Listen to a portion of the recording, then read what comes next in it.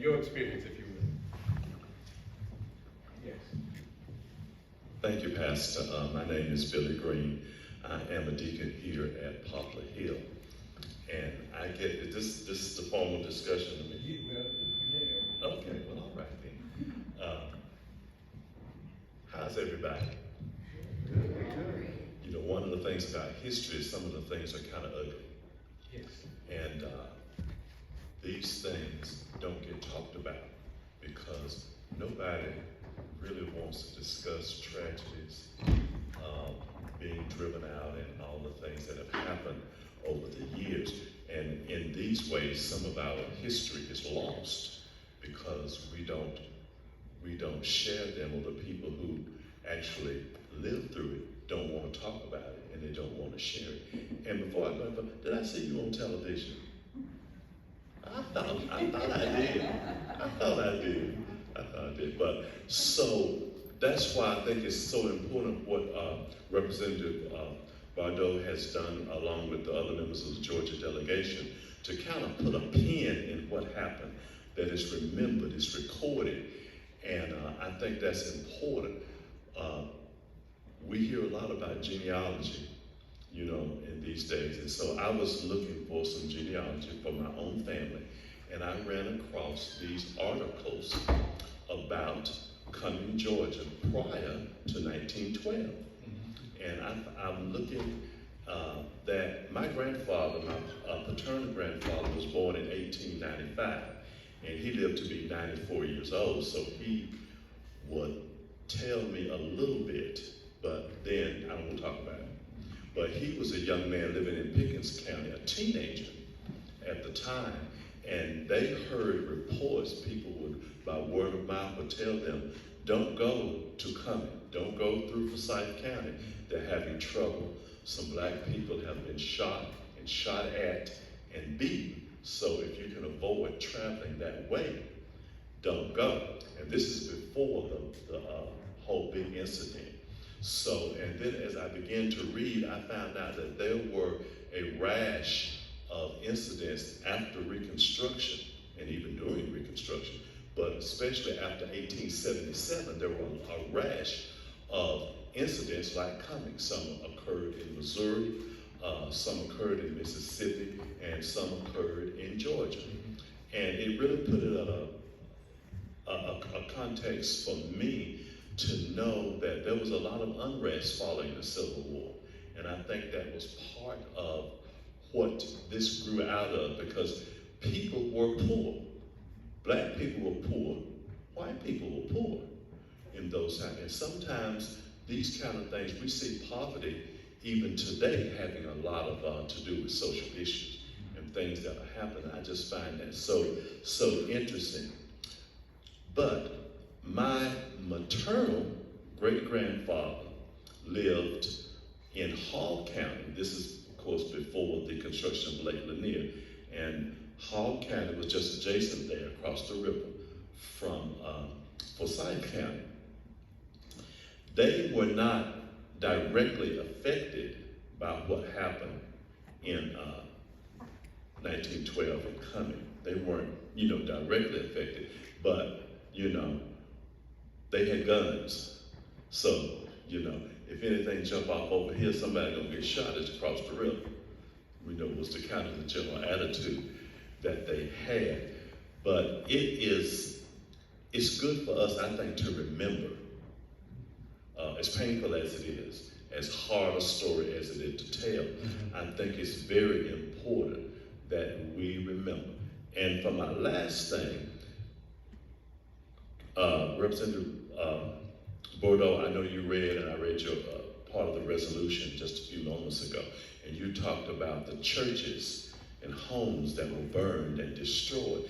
There was a church out where Lake Lanier is now. It was a black church, and it was called Spencer Hill Baptist Church. Spencer Hill was not burned during that time, probably because it was in Hall County. It's probably the reason. But when the lake went under construction in the 1950s, they had people to come. If you knew where a relative was buried, the U.S. Corps of Engineers would remove those bodies and relocate them. But you know, being an area that wasn't a lot of wealth, a lot of people didn't have markers on their grave, and if you didn't know where Aunt Sally was buried, you just didn't know. But there are two remains that were carried from that area, from Spencer Hill, and they are in the Union Cemetery to this day. Matter of fact, they're buried right next to my dad. But those people were two. They're nameless because nobody knew who they were. But those bodies are in the Union Cemetery over on Alexander Street today. Thank you. Thank you, Deacon. Judge Harris. Oh, can I let him pass and start catching breath and figure out? Sure. Well, here's what, I just wanted to introduce yourself, and then I'll come back and give you that Okay. 10 so. Good afternoon, everyone. My name is Rodney Harris. I am one of the juvenile court judges here in Gwinnett. I've been on the bench for a total of 11 years. Oh, we're going to give it, I hate the microphones. But Yeah, anyway, there we go. Is that better? Yes. All right, sorry about that. But I have been on the bench in Gwinnett for 11 years. I've been in juvenile court for about 2, but before that I was in traffic court. But I was born and raised here in Gwinnett, down in Duluth. And the way I kind of tie into this thing today is my family has a cemetery that's in Forsyth County. And I was over there yesterday. And me and some of my cousins, we go once, twice a year to clean out the cemetery. But my grandmother used to tell me a story all the time that she remembers either her dad saying they had to get on the wagon and leave, or she said, Emmeline, get on the wagon, we gotta go. But I looked at, and I can't remember how many greats it is, but it was my grandmother's grandfather. His name was Jordan Wells. And you talk about folks not having money. Well, apparently he has money because his tombstone is about this tall. And the family story was that he had 2 mules that he would loan out or hire out and take everybody's crops to the ferry. So, yeah, the cemetery is like off McGinnis Ferry, and it's called the Little Terry Cemetery. Interesting fact, if you're facing the cemetery like I'm looking at you guys, all the blacks are buried on this side.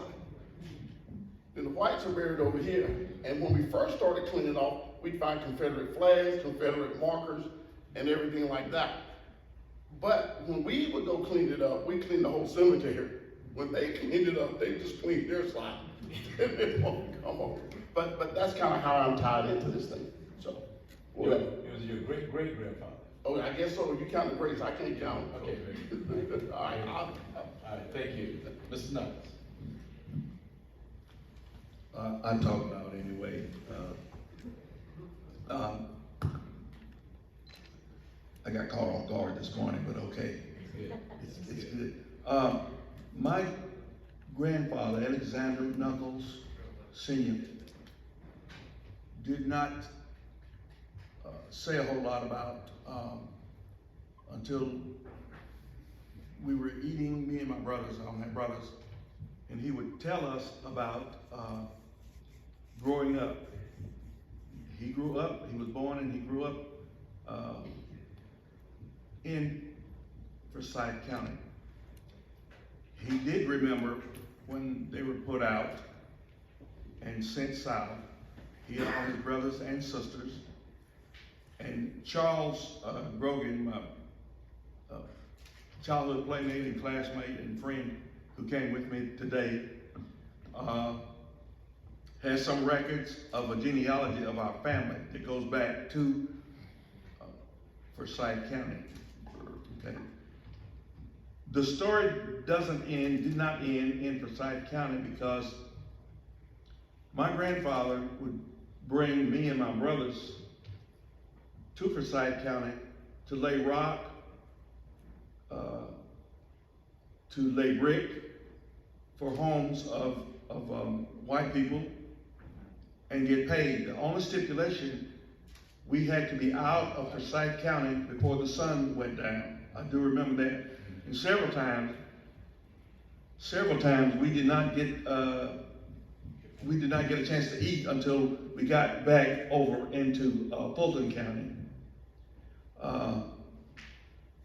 in Fulton, that part of Fulton County, Roswell, Georgia is the city, but that part had just recently, at that time, became a part of Fulton County from Cobb County, okay?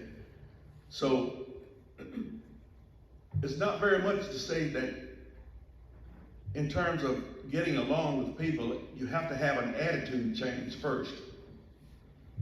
And you have to communicate with people and find out where they are, even today.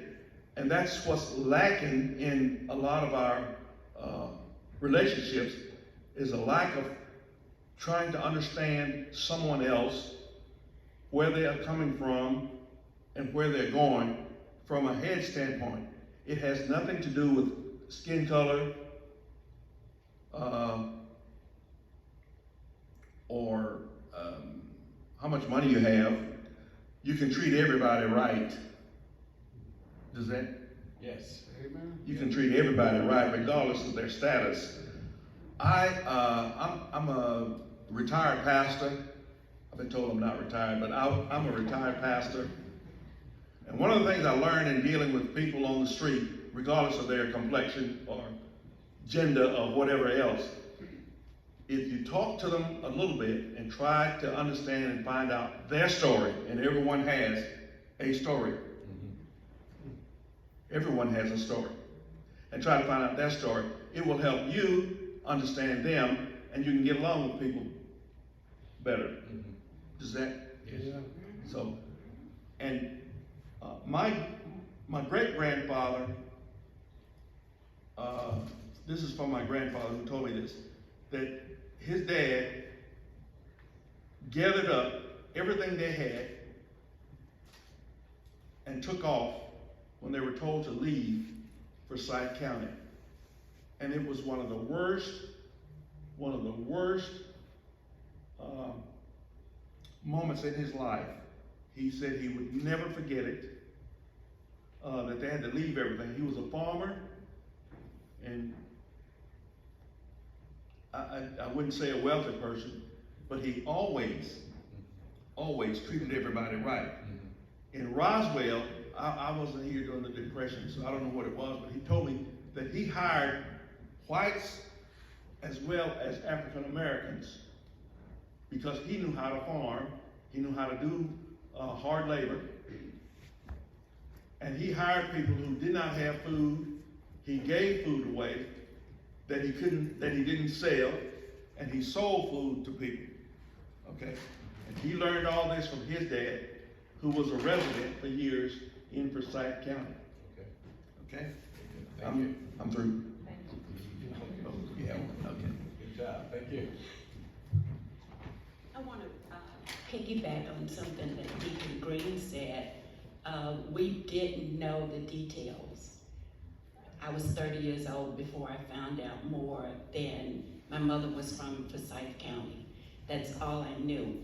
And the only reason I learned probably then was there was a novel that came out about the 1912 incident. It was more about the rape and the killing of May Crow.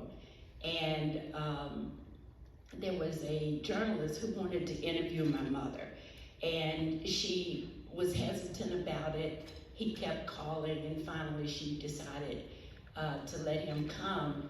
And I sat in on this interview, and that's when I found out about what actually happened. That, you know, they were driven out, and the reason for being driven out of Forsyth County. You know, African Americans, and maybe anybody, but African Americans, parents back in that era and in my generation, they didn't talk about the bad. I mean, you know, you're just struggling to live. And so they didn't talk about the bad things that had happened to them. You certainly did not discuss rape and hanging with your children. And so I understand why it wasn't about not passing the history on, it was about not wanting to pass that kind of history on. I don't even think they thought of it as history. They thought of it as something, we survived it, let's not bring it up again. As I said earlier, my grandfather, William Bagley, had 60 acres. And my mother was 2 when they had to leave. And if you think about now, a black person having 60 acres, I think that's major. I think that's pretty good. But think about a black person, a Negro, a colored man, having 60 acres of land anywhere in 1912. Unbelievable. It's just unbelievable. And 60 acres is low on the totem pole. The Kellogg's had 200 and something acres. And to think about, without any choice, any discussion, no options, you have to leave there.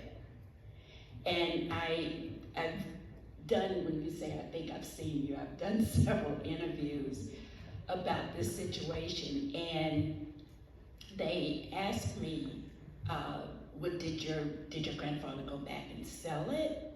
Or, did he give it to somebody or whatever? Nobody went back. Nobody went back. You didn't go back the next week and say, well, let me go back to sell my property or whatever like that. It was done, it was over. No one in my family came back to Forsyth County until 2007. And I happened to learn about Judge Jeffrey Bagley. And, you gotta find out if there's some connection. And so I reached out to him, and he invited my brother and I to come up. And he took us around and did, give us a tour. He was so kind. It dispelled all of the beliefs that I had about white people in Forsyth County. And as I was really glad to learn that all people, the generations, were not what their grandparents, and Judge Bagley thinks that there's some connection with my father. One thing is that William Bagley, that name seems to repeat itself in the Bagley family. There was something else that I wanted to say, and it has just evaporated out of my mind right now. But, maybe if it comes back to me, maybe I can come back. But I'm so glad to be here. I'm a little disappointed that there aren't more descendants. We've just got to find them. And I know they're there. I think still there's some hesitancy about coming out. And we've got to figure out a way to get them past that. It's part of our challenge today. Thank you. Good. I'll hand it over to you.